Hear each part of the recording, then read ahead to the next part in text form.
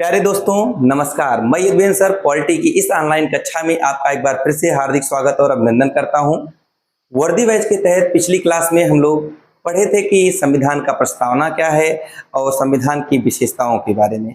आज की क्लास में पढ़ना है संविधान के भाग और अनुसूचियों के बारे में। संविधान की भाग और अनुसूचियों से जितने भी क्वेश्चन उठते होंगे वो सब कुछ आप लोगों को मिलने वाला है। बस आप लोग अच्छे से पढ़ते हुए चलना। पहला है कि भारतीय संविधान की भागों की संख्या कितनी है। भारतीय संविधान में भागों की संख्या कितनी है? तो जब हमारा संविधान बना हुआ था, जिस समय पर संविधान बन करके तैयार हुआ, उस समय भागों की संख्या थी 22। याद रखना, कब बन करके तैयार हुआ था? 26 नवंबर 1949 को। तो 26 नवंबर 1949 को भागों की संख्या थी 22। लेकिन वर्तमान में भागों की संख्या कितनी है? क्या अभी भी वही है? नहीं। अब पूछा जाए वर्तमान में भागों की संख्या कितनी है, तो 25 हो चुकी है। कहोगे सर कैसे 25 हो गई है? गणना की दृष्टि से कितने भाग हैं? तो गणना की दृष्टि से पूछा जाएगा तब भी भाग लगाना है 25। या पूछा जाए वर्तमान समय में भागों की संख्या कितनी है, तो 25। ठीक है, दोनों का आंसर 25 ही होगा। अब कहोगे सर 25 कैसे होंगे? 22 तो थे पहले, इन्हीं 22 में ABCD या काखा गाघा जोड़ दिया गया है, अलग से नहीं। जैसे 9 का जोड़ दिया गया, 9 खा जोड़ दिया गया, 14 का जोड़ दिया गया है, 4 का जोड़ दिया गया है। ठीक है, तो इस प्रकार से 4 तो था ही पहले से, उसमें 1 का जोड़ दिया गया। 9 पहले से था, 9 का जोड़ दिया गया, 9 खा जोड़ दिया गया। 14 पहले से था, 14 का जोड़ दिया गया। ठीक है, इस प्रकार कहोगे सर अगर 22 थे तो 22 में अगर हम 4 जोड़ देंगे, 22 तो पहले से थे, और 4 कौन कौन से जोड़ दे रहे हैं? एक तो 4 का और दूसरा 9 का और तीसरा 9 का खा और तीसरा 14 का। अगर ये चारों जोड़ दिए तो 22 और 4 कितने हो जाएंगे? 26 हो गए ना। लेकिन हमने कहा कि वर्तमान समय में जो भागों की संख्या है वो केवल कितनी है? 25 ही है। तो कहोगे सर 26 क्यों आ रहे हैं? तो एक भाग ऐसा है जो 7वां संविधान संशोधन जब होता है उसके तहत 1956 में हटा दिया जाता है। वह कौन सा भाग है? 7वां संविधान संशोधन द्वारा जिस भाग को हटाया जाता है वह भाग भी 7वां है। तो याद रखना, 7 से 7वां, 7 से 7, 7 से हटा दिया गया उसे। ठीक है, तो 7वें संविधान संशोधन द्वारा 7वें भाग को निरसित कर दिया गया, निकाल दिया गया। तो याद रखना, तो इसी में से एक कम हो जाता है तो भागों की संख्या कितनी बचती है बच्चे? एक कम कर दो अगर, भागों की संख्या बचेगी 25। तो अब प्रश्न आएगा अगर कि मूल संविधान में भागों की संख्या कितनी थी, तो कहोगे 22 भाग थे सर। अगर प्रश्न आएगा वर्तमान समय में भागों की संख्या कितनी है, तो कहोगे सर वर्तमान समय में भागों की संख्या है 25। गणना की दृष्टि से भागों की संख्या कितनी है, तो कहोगे गणना की दृष्टि से भी सर भाग कितने हैं? 25 ही हैं। ठीक है, क्लियर हो गया। अब ये भी पूछा जा सकता है 4 नए कौन कौन से जोड़े गए? 4 का, 9 का, 9 खा और 14 का। अभी उसके बारे में हम बहुत अच्छे से आपको बताएंगे। तो यहाँ पर 7वां देखिए भाग हटा दिया गया है, किस संविधान संशोधन द्वारा? 7वें संविधान संशोधन द्वारा 1956 में हुआ था। और मूल संविधान में भागों की संख्या कितनी है? 22, वर्तमान में 25। बहुत अच्छे से इसे रेडी करना, क्योंकि यहाँ से प्रश्न उठता ही उठता है आपके पेपर में। ठीक है, तो चलो आगे देखते हैं। भारतीय संविधान के माध्यम से जोड़े गए भाग, जो मैंने कहा 4 भाग अलग से जोड़े गए हैं, वो कौन कौन से हैं? भाग 4 का 42वां संविधान संशोधन द्वारा जोड़ा गया। भाग 9 का इसे जोड़ा गया। भाग 9 का में क्या है? भाग 9 का में है नगर पालिका। इसे जब पढ़ेंगे 74वां संविधान संशोधन 1992 उसके द्वारा जोड़ दिया गया। भाग 9 का के बाद 9 खा आता है, इसे 97वां संविधान संशोधन लाया गया 2011 में, उसके द्वारा जोड़ा गया। और उसके बाद भाग 14 आता है। भाग 14 के काम में अधिकरण का वर्णन है, इसे 42वें संविधान संशोधन 1976 के माध्यम से जोड़ा गया। एक बार फिर से आप लोग देखो बार बार देखो, जब तक ना आ जाए तब तक देखो। ठीक है, तो देखिएगा पहला है भाग 9 का। भाग 9 का क्या है? मूल कर्तव्य। किस चीज का वर्णन है इसमें? भाग 9 का में मूल कर्तव्य है। भाग 9 का कह रहा हूं, भाग 4 का। भाग 4 का क्या है, मूल कर्तव्य, 42वें संविधान संशोधन द्वारा इसे जोड़ा गया 1976 में। भाग 9 का क्या है, नगर पालिका। भाग 9 खा क्या है, सहकारी समितियां। भाग 14 का क्या है, ट्रिब्यूनल या प्राधिकरण है। ठीक है, तो देखिएगा जो भाग 4 का मूल कर्तव्य जोड़ा गया है 42वें संविधान संशोधन अधिनियम 1976 के माध्यम से जोड़ा गया है। भाग 9 खा जो जोड़ा गया इसमें नगर पालिका है, और नगर पालिका को किसके द्वारा जोड़ा गया है, 74वां संविधान संशोधन अधिनियम 1992 के द्वारा। वहीं अगर भाग 9 खा आता है, भाग 9 खा में सहकारी समितियां हैं, सहकारी समितियों को किस संविधान संशोधन द्वारा जोड़ा गया, 97वां संविधान संशोधन। और कब आया था संविधान संशोधन, 2011 में आया था। अगर बात करें भाग 14 का में क्या है, भाग 14 का में अधिकरण है या ट्रिब्यूनल है, इसको 42वें संविधान संशोधन 1976 के माध्यम से इसको जोड़ा गया। तो ये तो 4 हो गए जो जोड़े गए हैं। अब 22 भाग जो है उनको भी पढ़ना अच्छे से, तो उधर अब बढ़ते हैं 22 भाग की तरफ। तो संविधान के प्रमुख भाग 1 से 10 पहले देखिए। भाग 1 क्या कहता है, भाग 1 कहता है कि भारत संघ है, तो भारत संघ में क्या क्या है, भारत संघ में 28 राज्य हैं, जितने यूनियन टेरिटरी हैं वो हैं, और अर्जित किए गए क्षेत्र हैं। तो भाग 1 क्या कहता है, संघ और उसके राज्य क्षेत्र के बारे में, इस संघ के अंतर्गत कौन आते हैं और राज्य क्षेत्र के अंतर्गत कौन आते हैं। समझिएगा, संघ के अंतर्गत केवल 28 राज्य आते हैं, वहीं राज्य क्षेत्र के अंतर्गत 28 राज्य भी आते हैं, यूनियन टेरिटरी भी आते हैं, और जो क्षेत्र शामिल किए गए हैं वो भी आते हैं। तो बताइए संघ हुआ बड़ा कि राज्य, संघ में तो केवल 28 राज्य ही है ना, जबकि राज्य क्षेत्र में 28 राज्य, 8 यूनियन टेरिटरी, और कहीं से कोई क्षेत्र शामिल किया गया तो वो भी है, तो बड़ा कौन हुआ, राज्य क्षेत्र। तो ऐसे भी अगर प्रश्न आ जाए कि दोनों में दीर्घ रूप किसका है, तो संघ का नहीं है, उसके राज्य क्षेत्र का है, क्योंकि उसमें सब कुछ शामिल है। ठीक है, ऐसे भी याद रखना। तो भाग 1 क्या है, संघ और उसके राज्य क्षेत्र का वर्णन किया गया है। आगे बात करें भाग 2, भाग 2 में क्या है, नागरिकता, सिटीजनशिप के बारे में बताया गया। भाग 2 में डायरेक्ट ऐसे क्वेश्चन पूछेगा, भाग 1 में किस चीज का वर्णन है, या पूछ लेगा कि संघ और उसके राज्य क्षेत्र का वर्णन संविधान के किस भाग में है, ऐसे ही प्रश्न आते हैं। दूसरा क्वेश्चन है, दूसरा दिया है भाग 2, भाग 2 में क्या है भैया, नागरिकता है। भाग 3 की बात करें तो भाग 3 में क्या है, मूल अधिकार। वहीं भाग 4 में क्या है, राज्य के नीति निर्देशक तत्व के बारे में वर्णन कहां पर है, भाग 4 में है। तो एक भाग 4 का जोड़ा गया था इसी के बाद मूल कर्तव्य 42वां संविधान संशोधन 1976 के माध्यम से। 5 में क्या है, भाग 5 में संघ सरकार, संघ संसार के अंतर्गत क्या, संघ की न्यायपालिका, संघ की कार्यपालिका। न्यायपालिका क्या है, संघ की सर्वोच्च न्यायालय ना, तो कार्यपालिका, न्यायपालिका, और संघ की विधायिका जिसे संसद कहते हैं, और सीएजी, ये सब का वर्णन कहां पर हो जाएगा, भाग 5 में हो जाएगा। वहीं भाग 6 में क्या है, अगर यहाँ संघ है तो संघ के बाद क्या आएगा, राज्य आएगा। तो भाग 6 में किस चीज का वर्णन है, राज्य का वर्णन है।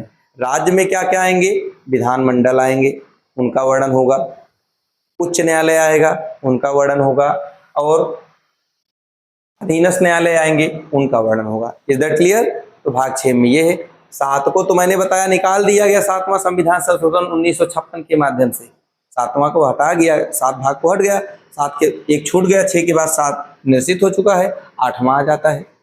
भाग 8 में क्या बताया गया है, यूनियन टेरिटरी। भाग 5 में संघ, भाग 6 में राज्य, और भाग 7 तो निश्चित है, भाग 8 में क्या हो जाएगा, यूनियन टेरिटरी। तो यूनियन टेरिटरी मतलब संघ राज्य क्षेत्र के बारे में बताया गया, जो केंद्र शासित प्रदेश है उनके बारे में भाग 8 में बताया गया। भाग 9 में क्या है, पंचायत। पंचायत याद रखना, 2 में कंफ्यूजन होता है, एक अनुसूची 11 में भी पंचायत का वर्णन है, बच्चे इसी में कंफ्यूज होते हैं। अनुसूची 11 को भाग 9 समझ बैठते हैं, और भाग 9 को अनुसूची 11 समझ बैठते हैं। तो अब याद रखना, भाग 9 में क्या है, भाग 9 में है पंचायत।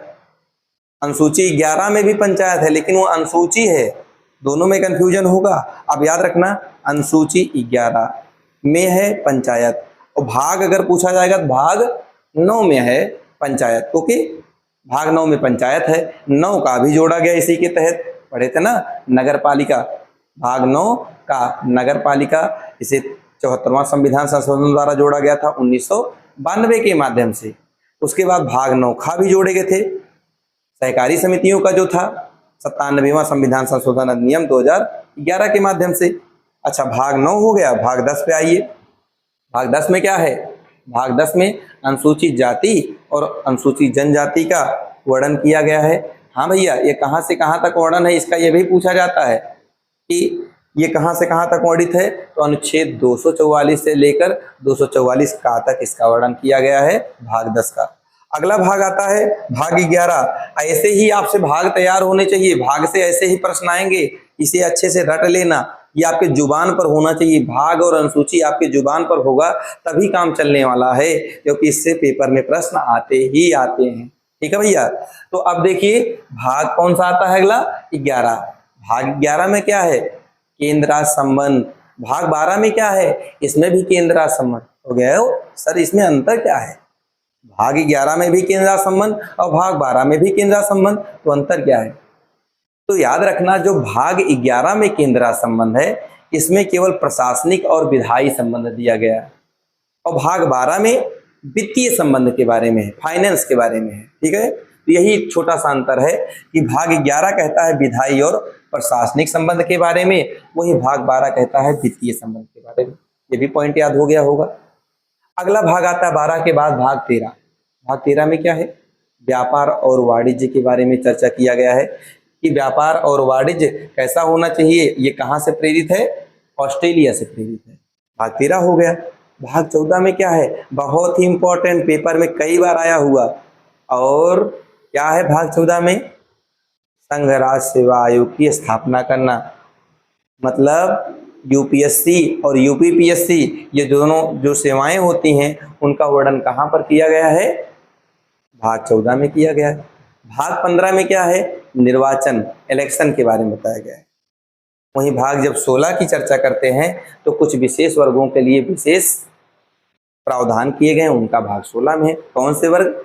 एससी वर्ग, एसटी वर्ग, ओबीसी वर्ग, और जितने भी आंग्ल भारतीय समुदाय हैं उनके बारे में, एंग्लो इंडियंस के बारे में यहाँ पर वर्णन किया गया है भाग 16 में। भाग 17 क्या है? इसका अनुच्छेद भी पूछा जाता है। भाग 17 में राजभाषा का वर्णन है।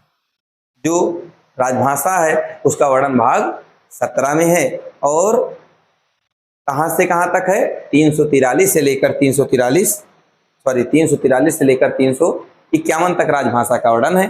भाग 18 की बात करें, आपात उपबंध है। भाग 19 में बात करें, प्रकीर्ण के बारे में है, विविध के बारे में है।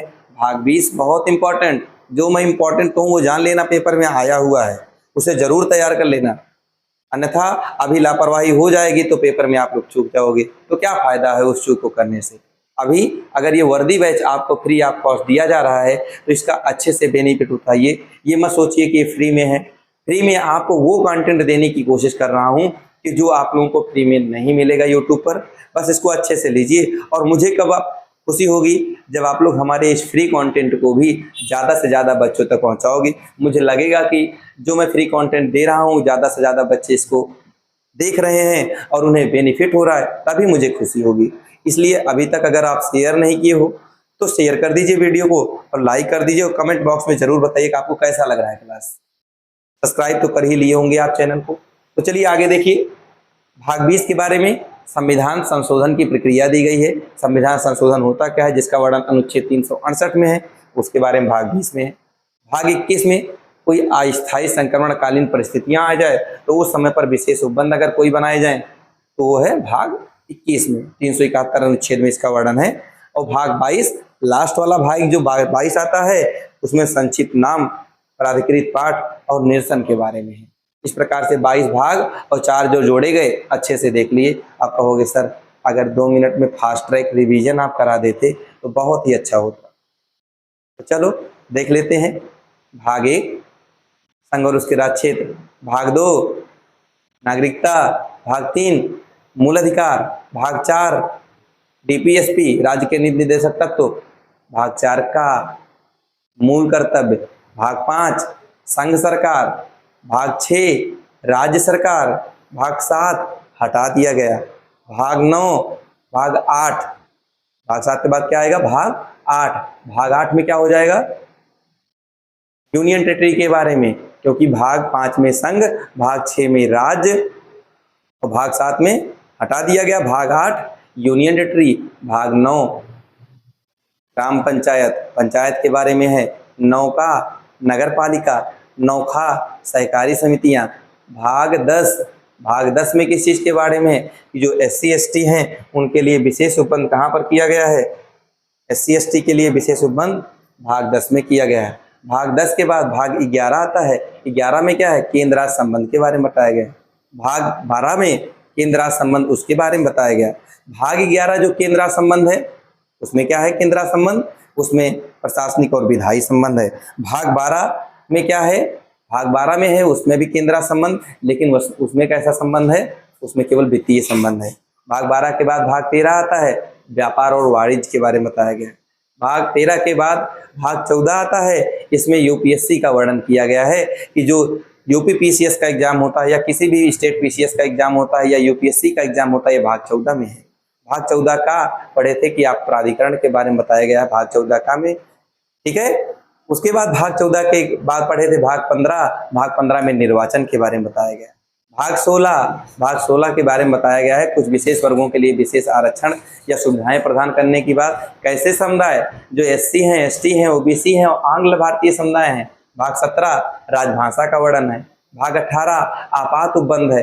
भाग 19 प्रकीर्णन के बारे में। भाग 20 संविधान संशोधन के बारे में। भाग 21 संक्रमणकालीन परिस्थितियों में विशेष उपबंध किया गया है। भाग 22 संक्षिप्त नाम और इन सब के बारे में वर्णन कहाँ पर है, भाग 22 में। तो इस प्रकार से जो भाग थे वो आप लोगों ने बहुत अच्छे से पढ़ लिए। अब आपको पढ़ने की जरूरत है कि भाग के बाद अगला पढ़ेंगे अनुसूचियों के बारे में। अनुसूचियों को भी देखना है, बस 1 मिनट का इंतजार कीजिए, उसे बताते हैं कि अनुसूचियां कौन कौन सी हैं। आइए अब देखते हैं कि संविधान की जो अनुसूचियां हैं उनके बारे में। भाग तो आप लोगों को अच्छे से रेडी हो गया होगा, अब अनुसूचियों को भी देख लो जल्दी से। अनुसूचियां कौन कौन से हैं, भाग में कितने भाग थे, 22 भाग। वर्तमान में कितने भाग हैं, 25 भाग। गणना की दृष्टि से कितने भाग हैं, 25 भाग। तो अब अनुसूचियों भी ऐसे भी आपके भी टंग पे जुबान पर एकदम रटा होना चाहिए भाग और अनुसूचियां। तो अनुसूचियों को भी देखिए, अगर मूल संविधान में अनुसूचियों की संख्या कहे कितनी है, तो मूल संविधान में अनुसूचियों की संख्या कितनी थी, 8 थी। वर्तमान में अनुसूचियों की संख्या कितनी है, 12 हो गई है। तो कहोगे 4 अनुसूचियां सर और कौन कौन सी जुड़ गई हैं, भाग 8 अनुसूची 8 के बाद अनुसूची 9, अनुसूची 10, अनुसूची 11 और अनुसूची 12, 4 अनुसूचियां बाद में जोड़ दी गई हैं। तो अब अनुसूचियां कितनी हो गई हैं, 12 अनुसूचियां हो गई हैं। यदि प्रश्न आए वर्तमान में अनुसूचियों की संख्या कितनी है, तो कहोगे 12 अनुसूचियां हैं। यदि प्रश्न आए कि मूल संविधान में कितनी अनुसूचियां थी, तो 8 अनुसूचियां थी। जो जोड़ी गई वो कौन कौन सी हैं, पहला तो अनुसूची 9 है। अनुसूची 9 में क्या था, भूमि सुधार है। भूमि सुधार को अनुसूची 9 को इस संविधान संशोधन द्वारा जोड़ा गया, प्रथम संविधान संशोधन जो कि 1951 में हुआ था उसके द्वारा अनुसूची 9 को जोड़ा गया। अनुसूची 10 जो है इसमें दल बदल के बारे में है, 52वां संविधान संशोधन लाया गया। कब, 1985 में इसके द्वारा जोड़ा गया दल बदल को। अनुसूची 10 के बाद अनुसूची 11 आता है। अनुसूची 11 में 73वां संविधान संशोधन द्वारा 1992 में जोड़ा गया, जिसमें क्या है, ग्राम पंचायत के बारे में है।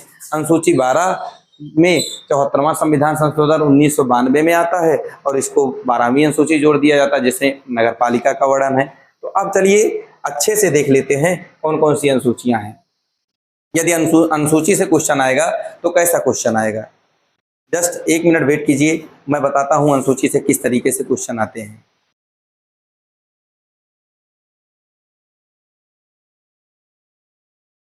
चलिए अब अनुसूची को देखते हैं। अनुसूची 1 में क्या है, राज्य एवं संघराज्य क्षेत्र के बारे में है।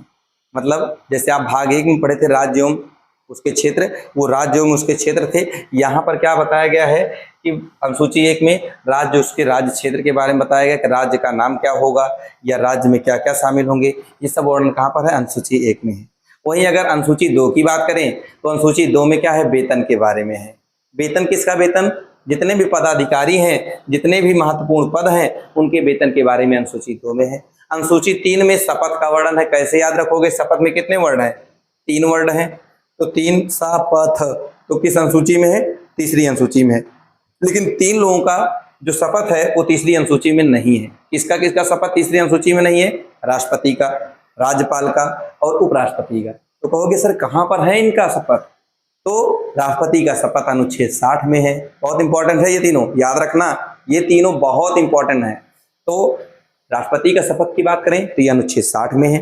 वहीं उपराष्ट्रपति के शपथ की बात करें तो अनुच्छेद ये 69 में है। वहीं अगर राज्यपाल के शपथ की बात करें तो 159 आर्टिकल में है। तीनों का याद रखना बच्चे। शपथ तीसरी अनुसूची में है, राष्ट्रपति का अनुच्छेद 7, उपराष्ट्रपति का अनुच्छेद 69 और राज्यपाल का 159 आर्टिकल में है। तो ये तो हो गया तीसरी अनुसूची में शपथ।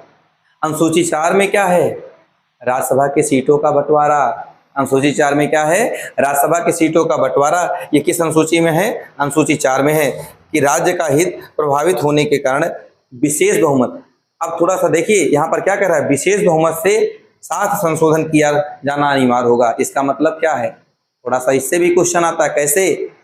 जो अनुसूची 1 पढ़े, अनुसूची 2 पढ़े, अनुसूची 1 और 2 में अगर संशोधन करना होगा तो साधारण बहुमत से संशोधन हो जाएगा। इसके लिए किसी विशेष बहुमत की जरूरत नहीं होती है, सिंपल मेजॉरिटी से हो जाता है। लेकिन वहीं अगर अनुसूची 4 में कोई परिवर्तन करना हुआ तो उसके लिए विशेष बहुमत की जरूरत होगी।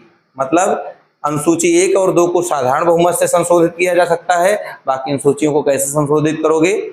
विशेष बहुमत से संशोधित करोगे। ऐसा भी पेपर में क्वेश्चन आ सकता है, किस अनुसूची को साधारण बहुमत से संशोधन किया जाता है? तो पहली और दूसरी को। किसको विशेष बहुमत से संशोधित किया जाता है? अनुसूची 4 को। 4 में क्या है? राज्यसभा की सीटों का बंटवारा है। ओके, ऐसे ही रेडी करिए, इसी तरीके से आपको तैयार होगा, और कोई तरीका नहीं है। और पेपर में ऐसे ही आते हैं, बहुत ज्यादा कुछ नहीं पूछा जाता है, पूछा थोड़ा ही जाता है, बस आपको करना होता है क्वेश्चन को। बहुत डीप नहीं जाएंगे ना, बहुत डीप पूछा भी जाता है इससे। तो जितना आता है पेपर में उतना आप लोग करते हुए चलो और सब कुछ रेडी हो जाएगा। ठीक है, कर हर मैदान फतेह, तो वही आप लोगों को भी करना है, पढ़ते हुए चलना है, सब कुछ तैयार हो जाएगा देखते ही देखते। ठीक है, अगला देखिए अनुसूची 5। अनुसूची 5 जो है वो किससे संबंधित है कि 4 राज्य का नाम याद रखना, बहुत शॉर्ट ट्रिक में है। ATMM। ए से क्या हो जाएगा? असम, टी से त्रिपुरा, एम से मेघालय और मिजोरम।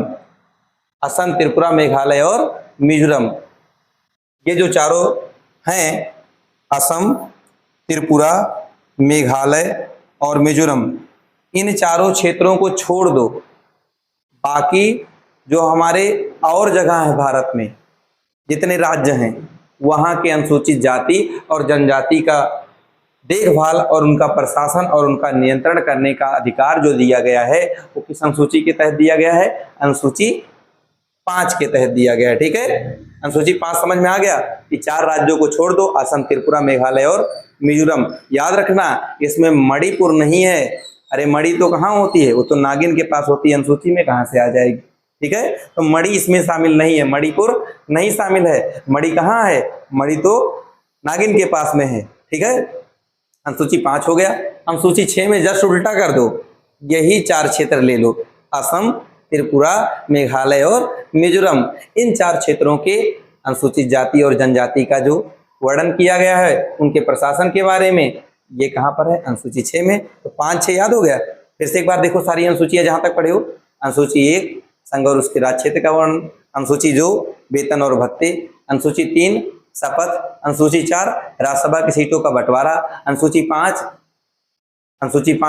असम, त्रिपुरा, मेघालय और मिजोरम को छोड़कर सभी क्षेत्रों के अनुसूचित जाति और जनजातियों के वर्णन। अनुसूची 6 में क्या है कि जो 4 क्षेत्र को हैं, असम, त्रिपुरा, मेघालय और मिजोरम, वहां के प्रशासन का वर्णन है अनुसूची 6 में। अच्छा, आगे देखिएगा अनुसूची 7 क्या है? अनुसूची 7 कहता है कि शक्तियों का विभाजन। किसकी शक्तियों का विभाजन? संघ की, राज्य की, समवर्ती सूची की। तो जो शक्तियों का, सरकार की शक्तियों का विभाजन किया गया, 3 भागों में बांटा गया। एक संघ सूची बांट दिया गया, एक समवर्ती सूची और एक राज्य सूची। आइए अब आगे देखते हैं कि इस 7वीं सूची की जो पढ़े अभी हम लोग, उसके बारे में कि पूछा जाता है कौन सा विषय संघ सूची का है और कौन सा विषय राज्य सूची का है और कौन सा विषय समवर्ती सूची का है। ऐसे भी क्वेश्चन आते हैं, तो उनके बारे में जब पूछा जाएगा संघ सूची का विषय, राज्य सूची का विषय और समवर्ती सूची का कौन कौन सा विषय है, तो कैसे करेंगे? संघ सूची का विषय याद करने का सबसे अच्छा तरीका है कि जो सेंट्रल के जो सेंट्रल गवर्नमेंट काम करती है वो संघ सूची के, जो स्टेट गवर्नमेंट काम करती है वो राज्य सूची के, और दोनों काम करते हैं वो समवर्ती सूची के। सेंट्रल गवर्नमेंट कैसे काम करती है हमारे साथ साथ समझिएगा। जैसे रेडियो कहो या टेलीविजन कहो, ये पूरे भारत स्तर पर प्रसारित होता है ना, तो इसलिए ये संघ सूची का हो गया। डाक कहो, इंडियन डाक पोस्ट होता है ना, तो पोस्ट ऑफिस क्या होता है, इंडियन होता है, सेंट्रल का होता है, इसलिए इसको डाक पोस्ट भी संघ का हो जाएगा। शेयर मार्केट पूरे भारत स्तर पर होता है, इसलिए ये भी संघ का हो जाएगा। बैंकिंग एवं जनगणना, जनगणना भी पूरे भारत की ही होती है, बैंकिंग सेंट्रल गवर्नमेंट का एग्जाम होता है ना, इसलिए ये भी हो जाएगा। आगे बात करें रेलवे, रेलवे तो होता ही है इंडियन रेलवे, तो संघ का हो जाएगा। निगम कर और वैदेशिक मामले, वैदेशिक मामले कैसे बताओ, अगर किसी देश से संधि करनी होती है कौन कराता है, राष्ट्रपति, और राष्ट्रपति किस गवर्नमेंट का है, सेंट्रल, तो इस प्रकार से वैदेशिक मामले भी सेंट्रल का। अब स्टेट का भी इसी तरह से देखिए, स्टेट में स्वच्छता, स्वच्छ भारत मिशन या सफाई मंत्री की नियुक्ति, ये सब कौन करता है, कोई स्टेट ही तो करता है। कृषि, खेती का जो जुड़ा मामला होता है, अलग अलग राज्य अलग अलग योजनाएं निकालती है कृषि के क्षेत्र में, तो राज्य स्तर पर होता है, इसीलिए ये राज्य सूची का विषय है। भूमि सुधार, भूमि सुधार जैसे किसी राज्य की सीमा में परिवर्तन करना हुआ, वो भी राज्य सूची में ही है।